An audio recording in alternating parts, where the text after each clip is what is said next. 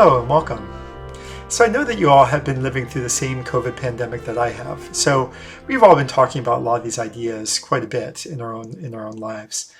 That being said, I wanted to do a bit of a lecture to talk about the basics of COVID-19 in a fairly brief sort of way. I won't be covering everything, particularly with respect to updating some of the more recent information with respect to the OMICRON variant, etc.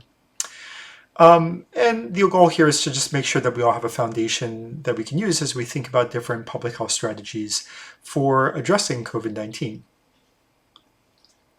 So COVID-19, as you probably know, the virus itself is called SARS-CoV-2, and that's just the abbreviated name for that virus, so you'll see that occasionally. And then coronavirus disease 2019 is abbreviated as COVID-19. So that's what we're talking about here.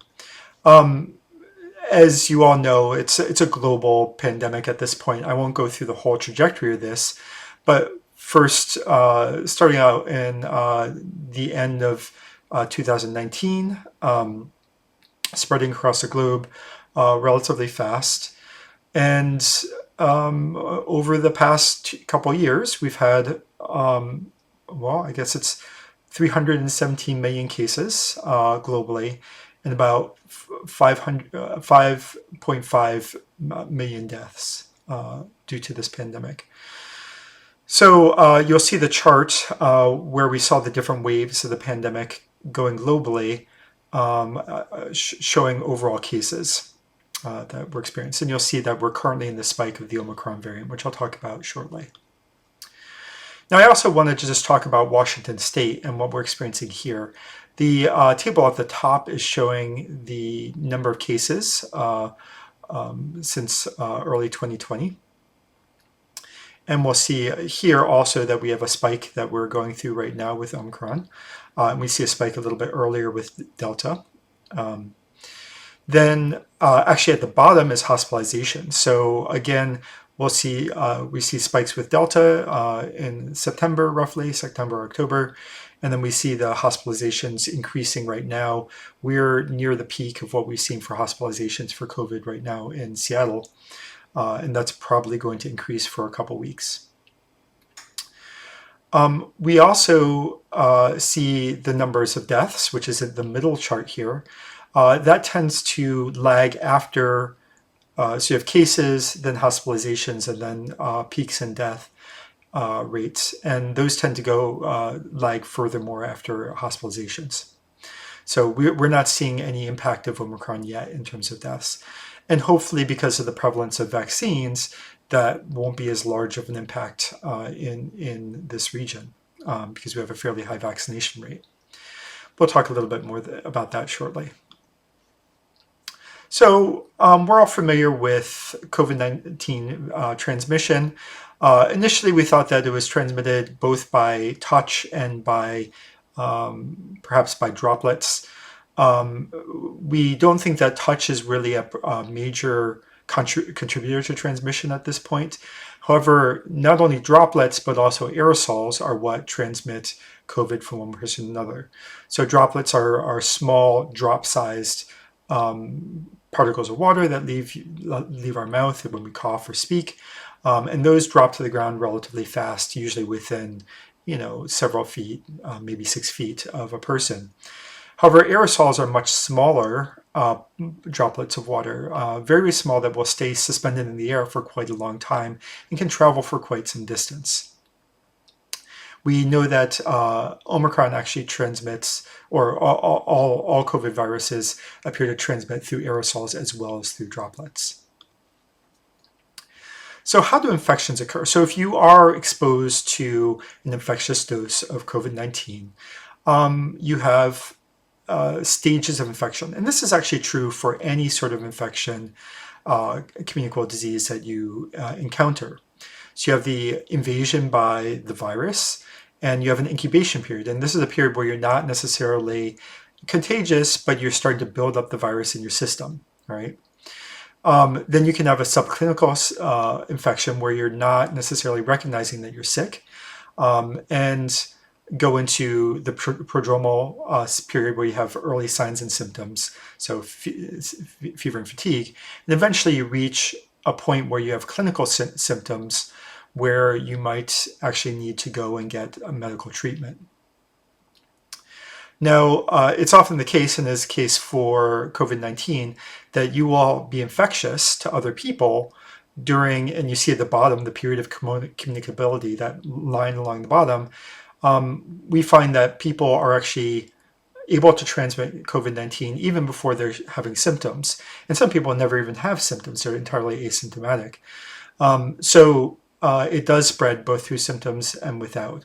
Now, asymptomatic spread is really important for understanding COVID-19 because if it was always the case that we only spread when we had symptoms, then we could more closely protect one another. But when you can spread without symptoms, people could be functioning normally and still spread the virus, which makes it much harder to address this pandemic. And that's part of why it's been such a challenging pandemic to work with. You have an illness period where you go through your symptoms and eventually recover or become more seriously sick. And ultimately, you'll have a period of the convalescent period of the symptoms receding, returning to health, or some people have more serious illnesses and they could experience that for some time or possibly die.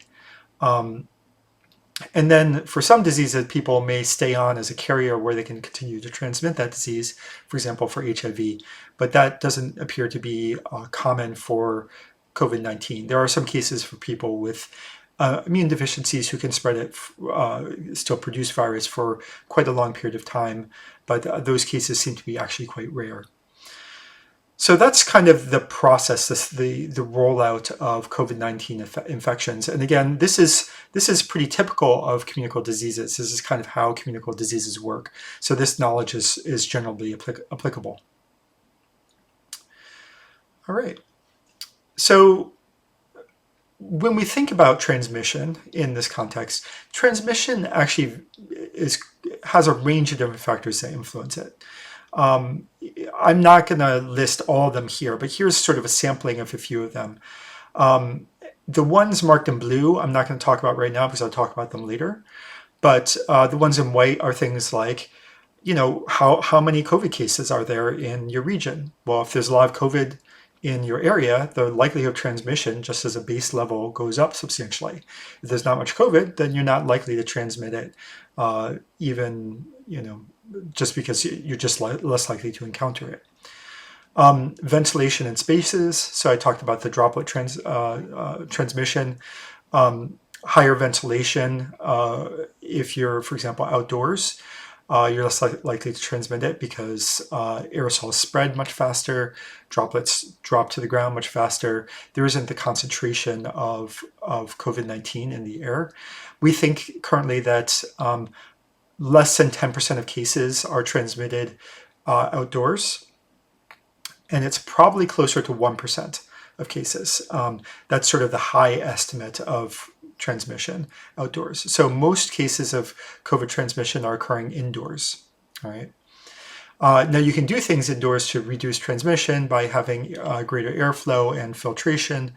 That's pretty hard to do very effectively, but it does make a substantial difference for transmission risk if you can do that. The numbers of people you encounter is also really important.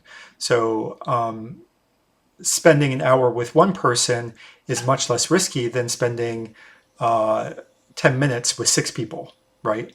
In the sense that that the more people you encounter, the more likely it is that you're going to encounter somebody who's currently emitting virus and could potentially infect you. So larger events, for that reason, are not encouraged during the pandemic. The other thing is the length of time that you're around somebody. The longer you're there, the more likely you're to get an infectious dose of COVID-19, which is enough of the virus in your system to actually lead to an infection. Right? So as you're there longer, you're more likely to breathe in more and more of those droplets that could make you sick. Another element to transmission is how vulnerable you individually are to COVID-19. And this is going to vary depending on the person. This is, to some extent, a fairly individual matter. Some people are more prone to catching different diseases. It's partially genetic. It's partially due to other, health-related factors. And there are some folks with immune deficiencies, for example, that are more prone to catching an illness. And that's an important part to understanding COVID-19 and its risk, in that we have to really take into account that some people, there are differences in terms of how risky this pandemic is for different people, because some people are very vulnerable. And we want to think that as a society that we don't protect just the people who are at least risk, we also protect the people who are at most risk. And what can we do as a society to help folks who are at greater risk for getting the disease? Distance mask use and testing and vaccination status are all also important to transmission, but I'll talk about that in more detail shortly. So let's talk a little bit about COVID-19 and its variants.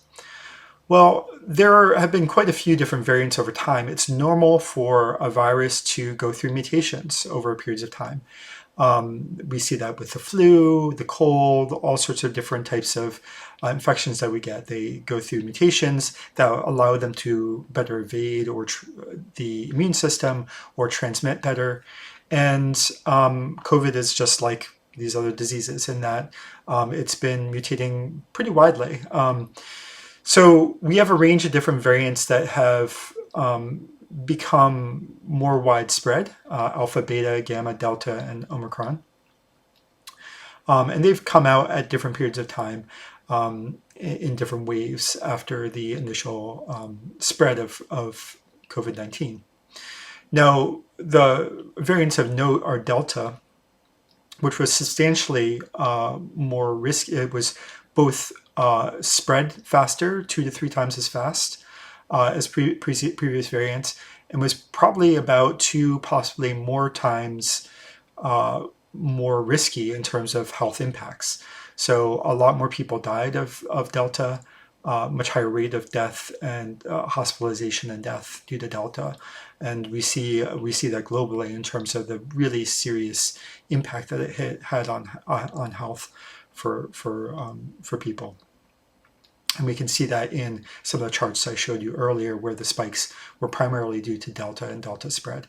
Now, it spread really fast across the globe and was the majority variant until the recent occurrence of the Omicron wave, which has spread very fast. So I'm going to talk to you about that because that's something that we're facing right now. So it was documented around November 24th, which is pretty recently, and has spread to become the majority variant across the globe. So when we look at the different variants, part of understanding this variant is looking at how fast it spreads. And what we use to measure this is R naught. And what R naught means essentially is for every person who gets the disease, how many people are going to get the disease, assuming they weren't vaccinated or prevention wasn't taken? Okay. So, for example, if someone gets the beta variant of COVID-19, about 2.5 people on average would get COVID-19 from that person. So you would see an increase in COVID-19 over time. And 2.5 people doesn't sound like much. But if you think, for example, for 2 people, first it's 1 person, then it's 2 people, then it's 4 people, then it's 8 people, and it's an exponential growth. So even lower R naughts can be actually very serious and spread quite fast. For example, Ebola falls somewhere in the 2 range, and that spread in a very serious and dangerous way, as you know, in our history. Alpha, gamma, mu, and beta are sort of on the lower end in the 3 to 4. And actually, that's not really low. 4 is actually a relatively high R naught, making COVID-19 serious in terms of its potential to spread. Delta, as I mentioned, was about double that. So having a R naught of around 6, as you can see on the bottom. Now, along the other side, the going up the axis, is a fold change in neutralization, which means how good that variant was at evading the immune system. right? Now, Omicron isn't on this chart, and that's because it's so far off to the side there. I kind of put in roughly where Omicron would land. R naught is very good at transmitting, so it has an R naught of 15.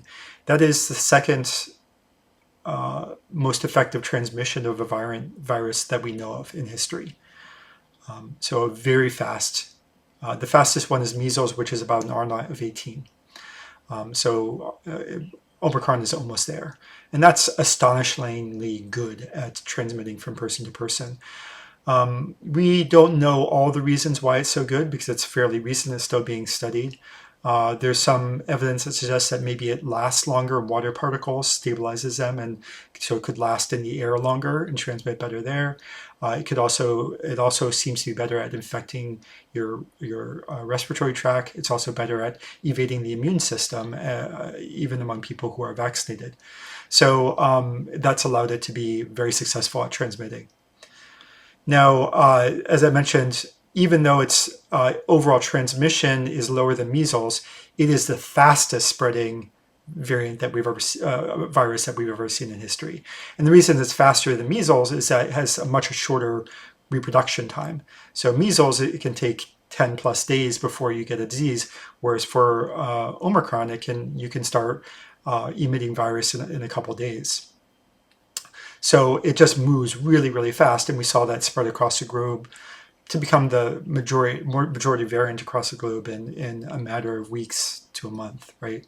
And here's just a graph showing the prevalence in the United States and how fast it took over from Delta to be the majority variant.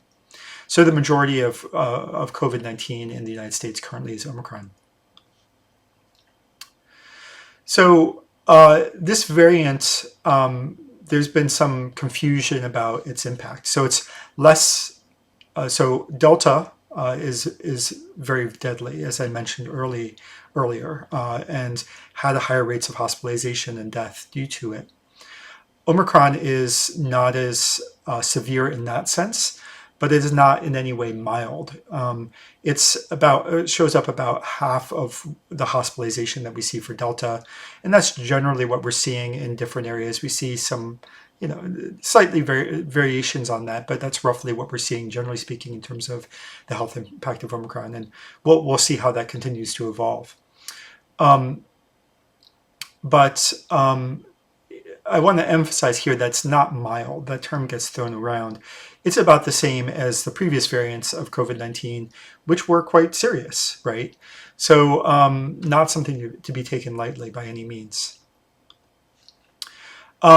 As I mentioned, Omicron is pretty good at evading the immune system, and it does that pretty well as compared to Delta, for example. So, for example, for people who haven't haven't been vaccinated for a while, you actually only have about a 30% protection from Omicron. However, if you've had a booster recently, that protection goes way up to about 75%. So that's part of why there's been promotion of boosters fairly recently, because having some more of those antibodies in your system does seem to push back against Omicron. All right. So let's talk a little bit about the risks of COVID-19. So many of them you're familiar with. So things like coughing, runny nose, sneezing, sore throat, shortness of breath, fever, night sweats, chills, headache, loss of smell, fatigue. And that is something, part of the reason that this pandemic is so hard to address is that these symptoms look a whole lot like the flu and the cold, which are very common. So there's a lot of different viruses that cause very similar symptoms. And that makes it hard to distinguish between fairly mild symptoms that just occur normally and COVID-19. Now, Delta and Omicron have somewhat different responses. Omicron's a little different because it doesn't infect the lower respiratory tract as much. It's more the upper respiratory tract. and it doesn't seem to have the same impact on loss of smell. So there's some variation in terms of how you respond to it. In fact, Omicron looks a whole lot like the cold and flu, which again makes it harder to detect and address. Now, COVID-19 sometimes becomes very serious. A lot of people don't have severe cases. People who are unvaccinated, about 10% of people get cases. That's much lower for people who are vaccinated. Or about 10% of people get hospitalized without the vaccine, and much lower when you do have the vaccine. Now, there's a range of different things that happens in serious cases. One is that people can have pre-existing health conditions where the stress of the disease causes damage to different organ systems, and it makes their health condition that they have worse, causing severe illness and sometimes death in those circumstances. One of the major mortality risks, though, for COVID-19 is acute respiratory distress syndrome, or ARDS, where you have essentially the lungs filling up, you have pneumonia, and you have the lungs filling up with fluid, and that can cause shock to the system that can cause death for people. So that can be really quite serious. So there are a range of different risk factors for COVID-19. A major risk factor in terms of risk of death, and here I'm talking about death, is age. So as people get older, your relative risk or overall probability of dying of the disease goes up a lot. So so the numbers here in the circles are, 2.2 means that you're roughly twice as likely to die of COVID-19 if you get it. 10.6 means you're about 10 times as likely to die of COVID-19 if you get it for the 85 plus years old folks. All right, so age has a major contribution. The other major contributor is whether or not people have comorbidities, which means other health conditions which are known to interact with COVID-19 to increase your risk. Now, having one comorbidity actually doesn't increase your risk a whole lot, increases your risk somewhat. So you'll see that the increase is like 1.3 times or down to 1.1 time for heart disease. And so you don't see it as much if people only have one risk factor. That being said, if you have more than one risk factor, more than one comorbid disease condition, those risk factors go up much higher. So if you have 2 to 5 health conditions, your risk goes to about 2.5. If you have over 10 of those comorbid conditions, it can go to about 3.8, right? So these are important things to also understand how risky a disease is to folks. I also want to say, in terms of looking at the overall health impact of COVID-19, it's really important to also look at disparities in terms of who is impacted by it. There's a range of health disparities. I just talked about how people who have health risks are more likely to get COVID-19 and have a negative impact from COVID-19, actually. And that's important too, because we don't want to be ableist. We want to recognize that people deserve to be healthy as much as we can, and that we should be doing things to protect people who are more vulnerable. There's also an awareness that the racism that we see in our healthcare system, that's systemic and that we see in society, is very much showing up in terms of the impacts of COVID-19. So down here on this chart, we see the overall hospitalization and death rates per 10,000 for people who are white, Black, Hispanic, and Asian in the United States. And what you see is that the rates are substantially higher for people who are Black and Hispanic, and also of Asian descent as well. So this is a big issue, and it's related to a large number of things related to our health system, in terms of one, sort of social and socioeconomic risks, right? Access to healthcare. Do people have the healthcare that they need? Is that healthcare as good if you're in a marginalized group? And greater exposure to disease in different types of occupations, and those tracking with breakdowns in the population and marginalization. So these are this is a really important component to understanding COVID-19 risk, and the social justice issues that come up with this. And there's much more to talk about with this too. So another element of risk in COVID-19 is long COVID. So some people who have, there's the sort of immediate and severe responses.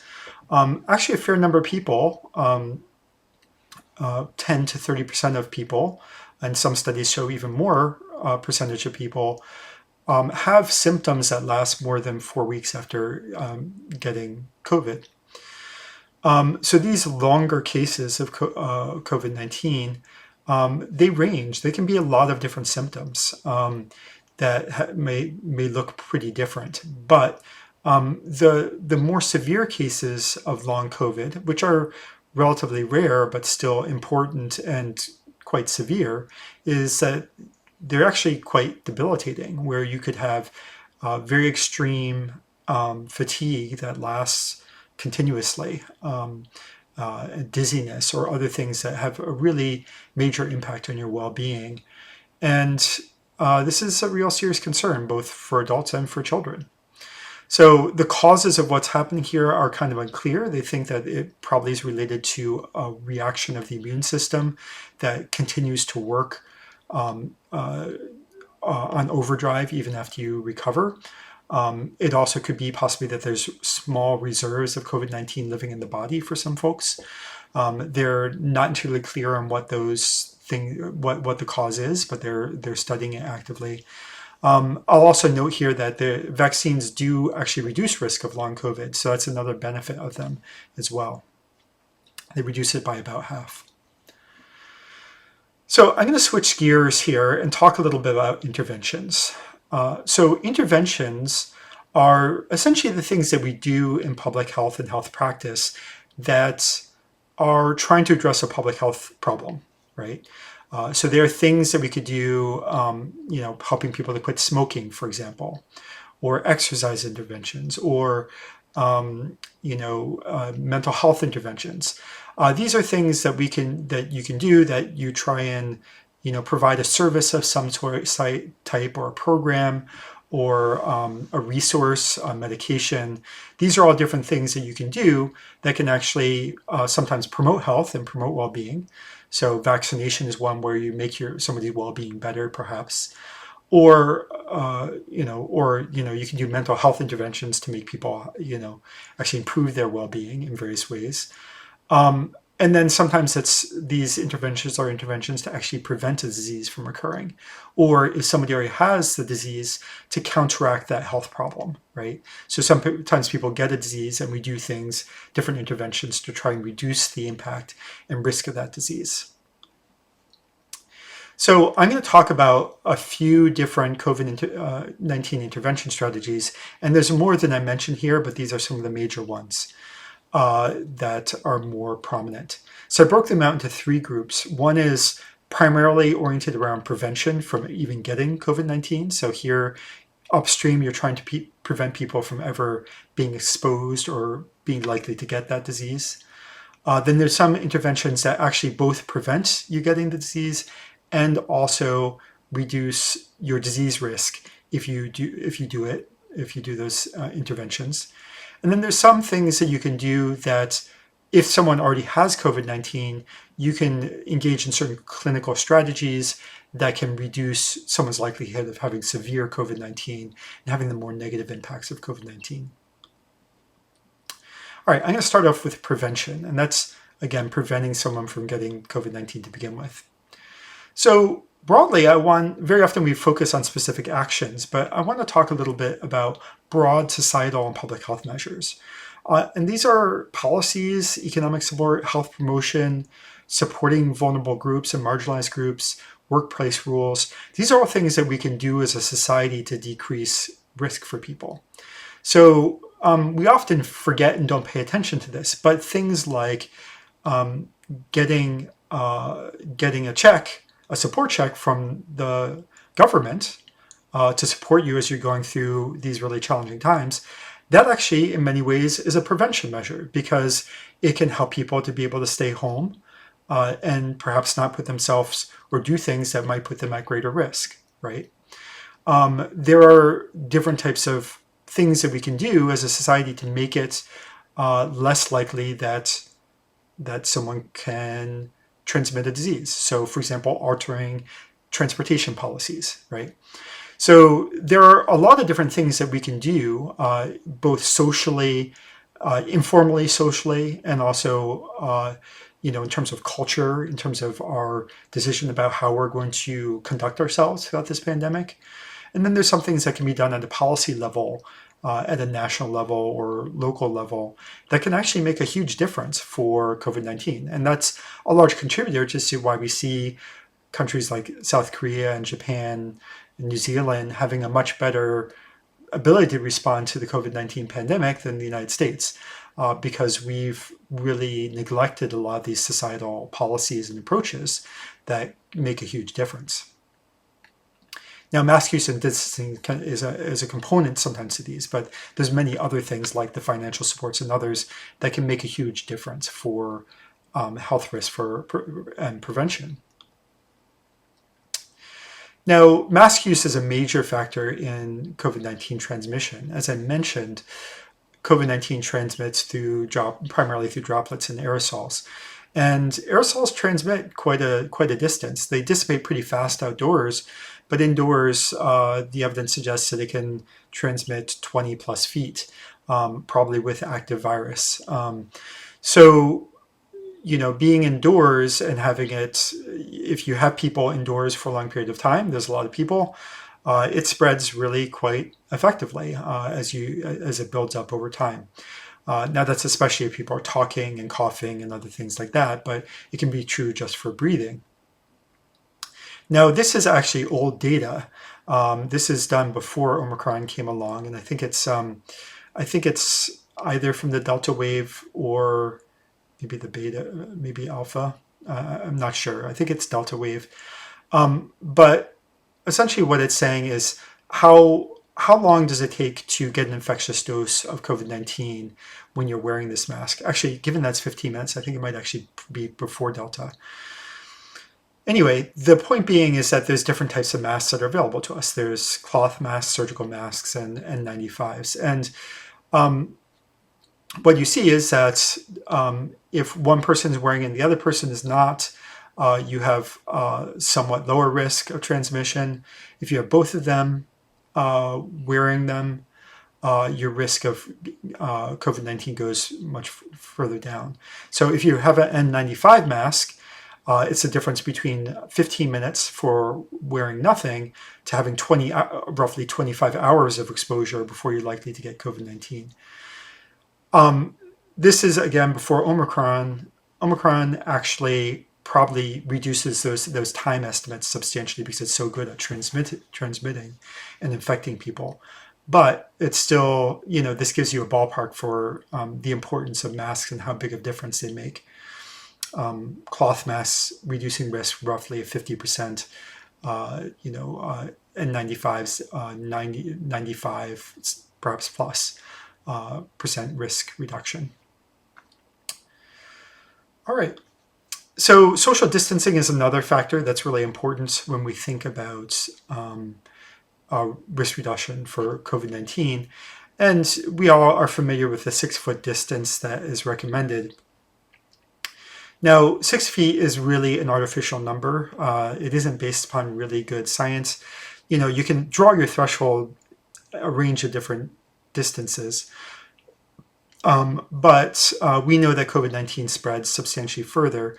It's just that if you're under 6 feet, you are probably substantially more likely to develop COVID-19 because the concentration of droplets and aerosols is going to be higher the closer you are.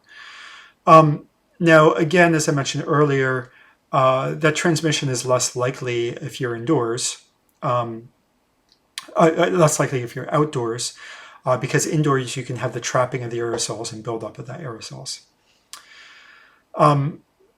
Generally speaking, keeping your time together down will decrease your risk substantially, as is keeping that distance or keeping even a further distance, if possible, can be helpful. And also decreasing the number of people that you're interacting with. Every person you interact with, you're increasing the odds that you're going to encounter somebody who has COVID-19. So there are some interventions which are both prevention and disease risk reduction. Okay, so they actually do both, which is really great. So one is testing. So testing works both as prevention and as risk reduction. And the reason for that is this. One, if you take a test and you learn that you have COVID-19, it allows you to change your behaviors, your masking behaviors, your more risky encounters, and decrease your risk of passing it on to somebody else. So testing itself is a prevention approach. It's also, it helps with disease risk reduction in two different ways. One is that knowing that you have COVID-19 can help you be more vigilant. So if you do have a more severe case of COVID-19, you might be faster to go seek medical help if you need it than you would be if you didn't know that you had COVID-19. So especially early on, well, still true, but early on in the pandemic for people who are unvaccinated, COVID-19 can actually progress very fast. And sometimes people would die during the night, not realizing they had mild symptoms at the beginning of the night, and it progressed so fast that they passed away during the night. So having that information fairly early on actually makes a difference for risk reduction and vigilance around COVID-19. Now, there's two major ways that we test for COVID-19. One is PCR testing, where you essentially take a sample and reproduce the RNA that becomes DNA in a test tube until you can see how much of COVID-19 there is in the body, if there is any, right? So that is actually a very accurate way of detecting this.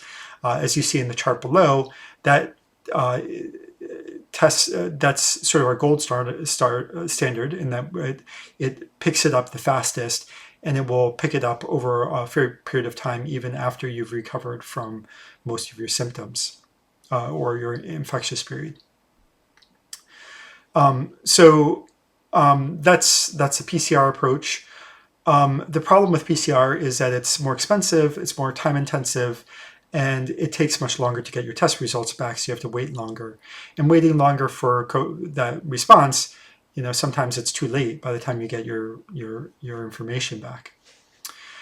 So the other type of testing is antigen testing. So antigen looks for, as your infection evolves, it looks for pieces of the virus that it essentially attaches to that says, oh, this person has a lot of virus in their system, all right? So it essentially recognizes the virus, and the more virus you have in your system, the more of a signal you'll have, essentially a line on your testing strip. Now, antigen testing is less accurate for detecting whether or not people have COVID-19. So it has only about a 50, roughly, the estimates vary, but it's in the 50% accuracy overall for people who have COVID-19. So not very good in that sense. And early on, it wasn't used as effectively, I think, because of that. But it actually has tremendous potential as a risk reduction intervention, because what it does do that PCR testing doesn't necessarily is it tells us, actually with a fair bit of accuracy, when you're likely to be infectious. So it detects when you have lots of virus in your system, and when you have lots of virus in your system is when you're most likely to transmit it. So when you have that line on your test, that's probably the time when you're most likely to give it to somebody else. So it's pretty useful as a technique for detecting your risk to other people. So, for example, if you were to go to an event, testing before you go to that event where you might infect others is a helpful risk reduction strategy, because even if you're asymptomatic, it's actually pretty good at detecting whether or not you're infectious. So it's about, for infectious folks, it's probably 90%, possibly more effective at detecting whether or not you're infectious. So I will note that we're still figuring this out for Omicron. Omicron it may show up a little bit later on the antigen tests before. It might show up a little bit after you actually are infectious.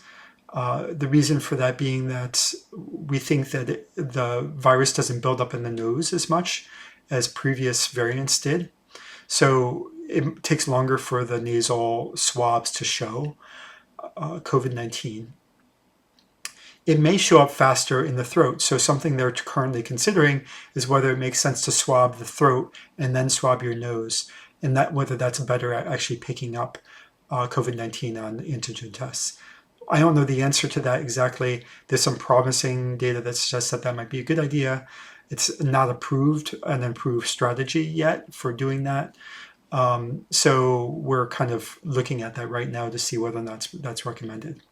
That being said, it's still a very useful tool for us. And I'll also mention on the testing point, testing is still those tests are, there's a low supply of them right now, but they're really trying to ramp up more access to tests, especially free tests, which is really important because they aren't cheap. All right, so I'm going to switch to talk about vaccines. So as you know, in the United States, we have 3 vaccines: Pfizer, Moderna, and Johnson & Johnson.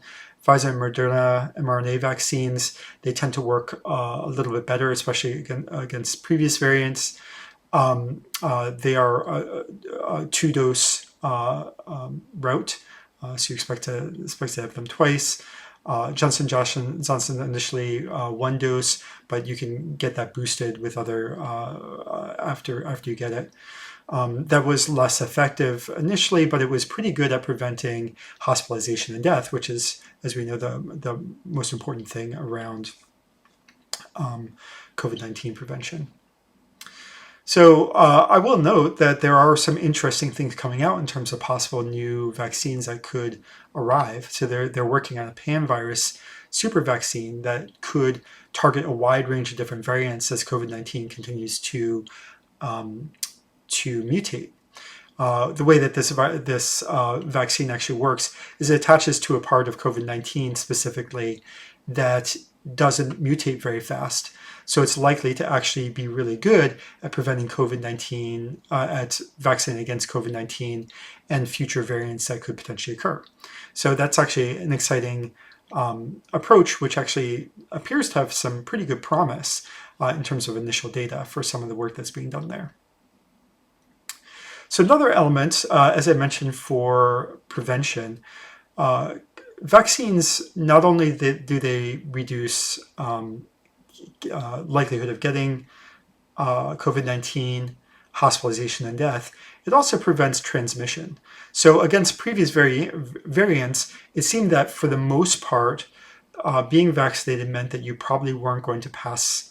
First off, you weren't likely to get COVID-19, and if you did, you probably weren't going to pass active viral particles onto other people. That unfortunately has shifted for Omicron and to some extent with Delta, in that it appears that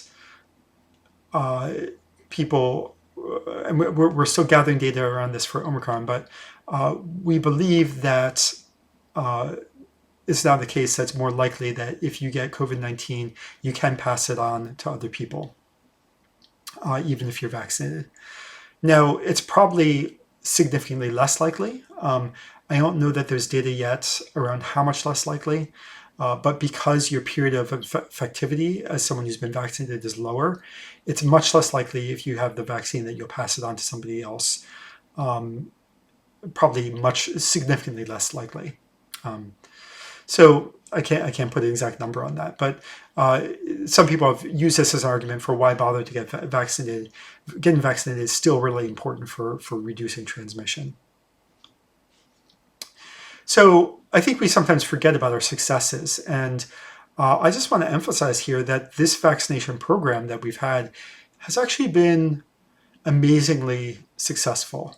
So they've done projections on what probably would have happened in the United States if we didn't have vaccinations, if the vaccination program that we had hadn't happened. For example, if we hadn't come up with vaccines as fast as we had and been vaccinated as fast as we had. Well, what their estimations based upon this, if you look at the red line is assuming what would have happened during Delta in terms of deaths and infections if we hadn't had the vaccination we have.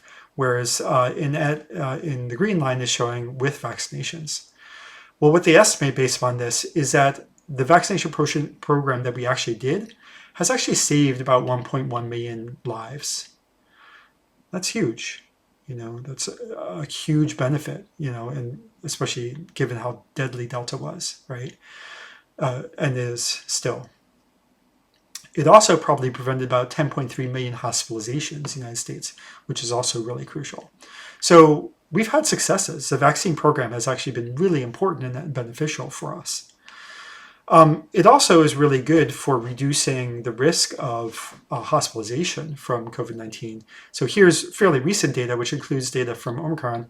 And we see that people who are vaccinated are just much less likely to wind up in the hospital if they do get COVID-19. And we see that trajectory compared to the orange line being people who are unvaccinated, or sorry, not fully vaccinated. And this is for Washington, or actually Seattle area. Here's another way of looking at this. This is for Spectrum Health, just where they show the impact of vaccination on how people progress through the health system. Here in blue, they're showing people who are unvaccinated. So 84% are unvaccinated among the people who show up in the hospital, where 63% are 63 of people, which is about 15%, are vaccinated. That being said, of the people who are vaccinated, and you can see that circled there, they are more likely, for vaccinated folks, it's more likely that they have additional comorbidities. So they're more likely to have initial risk factors that increase their risk for COVID-19. We see that among the people who are hospitalized, for people who have very severe cases and wind up in the ICU, it's even less likely that you would be vaccinated and show up in the ICU, right? So there, 93% of the people are unvaccinated. For people who actually have to use ventilators, that's 94% of people are unvaccinated. So only about 6% are people who've been vaccinated. So what that's showing us is that vaccines are actually working quite well at preventing more severe impacts of COVID-19. Now, the vaccine programs are still not going as fast as we would like, and there's a need for us to continue moving forward on them because, as I showed you just in the last few slides, they are very effective. So if we look globally at the rate of vaccination, the darkest green is over 80%. The lightest color is 20% or less have been vaccinated. Now, what becomes obvious from this is that there is a huge disparity in terms of who is getting vaccines, and it's largely industrialized nations that have had the access to those vaccines. And that is really important from a social justice perspective and thinking about global justice and public health in general. People have really emphasized how unfair it is, how the decision about how we've rolled out vaccines is tremendously unfair, because a lot of people in areas that have lower vaccination rates, some of those folks who are have lower vaccination are actually fairly high risk based upon age and comorbidities, right? So it's really a case where we've very much seen the wealth inequality across the globe show up in a fairly pernicious and ugly way, in the sense that countries are very much taking care of their own, And, we could have envisioned a different approach to responding to COVID-19, where the vaccine went to the people who need it most first, the healthcare workers and the people who are at higher risk, as opposed to necessarily winding up in the hands of, always in the hands of the wealthier nations. So, again, when we think about public health, and public health is really caring about these social justice and equity issues, this is another real clear demonstration of the inequities that we're facing globally. So there's also a need, even when people are vaccinated, there's a fair number of people who are only partially vaccinated. And we also know for COVID, for Omicron, that having that booster shot actually really makes a huge difference. And actually, a fairly small portion of the global population has had that booster shot. That being said, we do have the majority of the global population that has had vaccines. And, there's been concerns about the health risks of being vaccinated, which are, problematic and pernicious. But, given that it's probably the best studied vaccine in human history at this point, we know that's actually very safe in terms of its ability, in terms of its likelihood of impacting people by being vaccinated, and also, the real tremendous benefit that it offers. So this is also just local data in case you're interested. Vaccination rates vary substantially depending where you are in Washington State. In this area, King County and Snohomish, it's substantially higher, so 74% and 64% of fully vaccinated folks. Again, younger. So we also see that the younger folks, we're still catching up for them. So we see for all residents, we have about 63% fully vaccinated. For people 12 and up, it's about 73%. Now, we more recently have had the ability to vaccinate 5 to 11-year-olds, and there's still quite a number of younger people who haven't yet been vaccinated in that age range, and it's not yet available for younger children under 5 yet. They're still working on that, but there's been setbacks for vaccination of younger folks. All right, so the third thing, so those elements, were prevention and disease risk reduction. Now, testing and vaccination. Now, there's also a range of things that we do to impact the risk of the disease if you do get it, right? So there's general clinical care. So if you if you're hospitalized, they do a range of different procedures and support you in your health as you're struggling with this, right? So they'll take care of you and monitor you. If it becomes more severe, you'll go to the ICU, and you can have more more extensive treatment. For example, if you have severe ARDS and have severe respiratory issues, you could be put on a respirator, perhaps, which essentially helps you breathe while your lungs are full, but is a limited supply of them. And talking about limited supply, something I haven't mentioned in this lecture is the fact that a major concern around hospitalization building up is that there's only a certain number of beds are available in hospitals. And actually, really, it's not beds, it's actually work staff that's the issue. They have plenty of beds, it's just that nurses and healthcare providers, clinicians are getting sick and they're not available to work. And there's a lot of people showing up in the clinic. And, we've really, in many ways, not taking seriously our responsibility to healthcare system to support them and healthcare workers to support them in trying to make sure we don't, flatten the curve, especially with Omicron, even though it's much harder for Omicron. There's other treatments like remdesivir, which has been used, an antiviral, but that is somewhat helpful, but not as impactful. There's monoclonal antibodies. There's a few different things that they do clinically that that they've used for a while to decrease the impact of COVID if you do get it.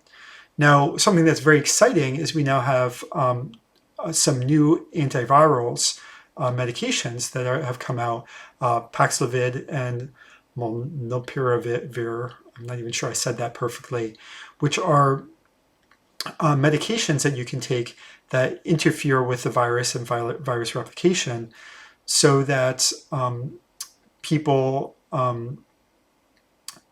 if you get COVID-19, you can take this medication, and it's much less likely to progress to a high-risk disease. So Paxlovid, the trials with Paxlovid suggested that it was about a 90%, I think a 90% reduction in risk for hospitalization or death if you took that drug, I think within 3 to 5 days after getting COVID. That's a huge deal, right? Because if we can make those drugs widely available for people who have COVID-19, the overall risk of COVID-19 goes way, way down. And that's part of how we get out of this pandemic. Molnupiravir, Miravir, drug names are always so hard to say. That is, it's promising. It might have as much as a half decrease in risk for COVID-19, but the data on that is a little less clear. So anyway, there's multiple ways that we're going to get to a more balanced state with COVID-19. And here I'm just wrapping up a little bit. There's a mix of having these treatments. For example, if you have a drug that can increase the impact of COVID-19, that benefits us. Having an increase in vaccination, that's increasingly hard to get people to vaccinate at this point because of resistance to it in the United States. We can talk about that more at other points. And there's the continuation of some of these prevention strategies that we've used that hopefully, as these other strategies come up and people have increasing resistance, that we'll be able to start coming out of this. It's also hopeful that there's reasons to hope that the variants will increasingly become less virulent or less severe in terms of the impact, so that it might become what they say endemic, so that it will show up periodically, but people have a general resistance, and it won't be the same sort of surges with major severity that we've seen for COVID-19 so far as a pandemic. So there is reason to be hopeful as we go forward, particularly with coming off of OMICRON. We'll see what happens. It might be a slow transition back into normal life, and we of course have to think about the fact that there are still vulnerable folks in our population. So what might be strategies that would work for the general population might not work well for people who have immune deficiencies, for example. So we have to keep that in mind. But overall, there's also reasons to be hopeful. A lot of the strategies, as I showed, for example, vaccination has been tremendously helpful. So that's kind of where we're currently at. I hope that, I know that we're all pretty familiar with COVID-19. I hope that this wasn't too much of a review of things that you already know. But I want to make sure that we're all sort of have the same baseline, and that, I covered some of the more recent information that we know about COVID-19. Well, that's about it. There's lots more to talk about it, but I won't bore you with a 5-hour-long presentation. I'm happy to take further questions if people are curious about anything. So there you go. Thank you for listening. Take care and be well, everyone.